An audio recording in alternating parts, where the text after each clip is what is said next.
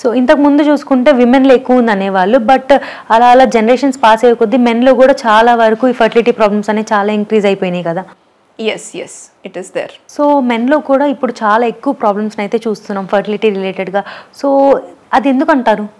Fertility related అంటే ఇప్పుడు semen analysis చేస్తే ఇందాక మనం అనుకున్నట్లు లైక్ 10 మంది అమ్మాయిల్లో ఒక 7-8 మందికి ఎలా అయితే పీసీఓఎస్ అనుకుంటున్నామో ఇప్పుడు ఒక 10 సెమెన్ శాంపిల్స్ మనం తీసుకున్నట్లయితే ఆల్మోస్ట్ 5 to 6 ఎజోస్పర్మియానో లేదా ఆలిగోస్పర్మియా. ఎజో అంటే స్పర్మ్సే లేవు అని, ఆలిగో అంటే తక్కువ ఉన్నాయని, టెరటోజూస్పర్మియా అంటే చూడడానికి వాటికి ఫామ్ మార్ఫాలజీ డిస్టర్బ్డ్గా ఉందని, ఇలాగా సెమెన్ పారామీటర్స్ అనేవి కూడాను చాలా ఆల్టర్ అయి వస్తున్నాయి. ఎందుకు ఎక్కువ మందిలో వస్తుంది అంటే అగైన్ ద స్ట్రెస్ అనేది ఎక్కువ అవుతుంది. At the same time working hours, the lifestyle what they are into, ఎక్కువగా జీన్స్ యూజ్ చేస్తారు, లోకల్ టెంపరేచర్ కూడాను వామ్గా ఉంటుంది, దానివల్ల కూడాను స్పర్మ్ ఎఫెక్ట్ అవుతుంది అనమాట. At the same time young ఏజ్లోనే ఇప్పుడు డయాబెటీస్ వస్తుంది యంగ్ మెన్కి, అలాగా ఒబీస్గా ఉంటున్నారు చాలామంది.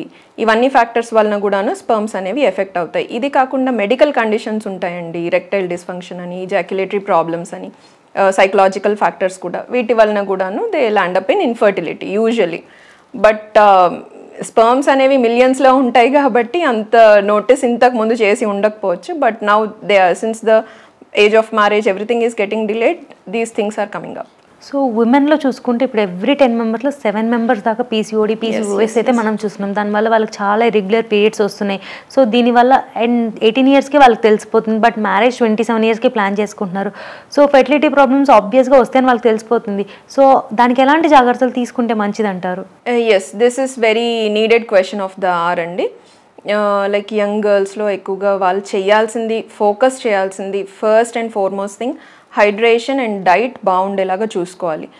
స్కూల్కి వెళ్ళడము, చదువుకోవడము, మోస్ట్ ఆఫ్ ద టైమ్ ఇంకా they will be closed preparing for entrances, exams and all, that is good. But they should give 1 or 2 hours in a day for exercise. ఏదో ఒక ఎక్సర్సైజ్ ఇంట్లో ఉండి కూడా చేసుకోవచ్చు, స్కిప్పింగ్ చేసుకోవచ్చు, లేదంటే వాళ్ళకి ఆపర్చునిటీ ఉంది అంటే ఏదైనా co-curricular activity, dance or exercise, some kind of exercise, ఏదో ఒక స్పోర్ట్లో జాయిన్ అయ్యి అది ప్రాక్టీస్ చేస్తూ ఉంటే ఆటోమేటిక్గా 1 or 2 yearsలో వాళ్ళలో ఉండే they will see the change. Periods అనేవి అవే రెగ్యులరైజ్ అవ్వడం స్టార్ట్ అవుతుంది. Once they lose this excessive fat or excessive this hormonal imbalance ఏదైతే కరెక్ట్ అవ్వడం స్టార్ట్ అవుతుందో దెన్ ఆబ్వియస్గా ఇది స్లోగా కరెక్ట్ అవుతుంది.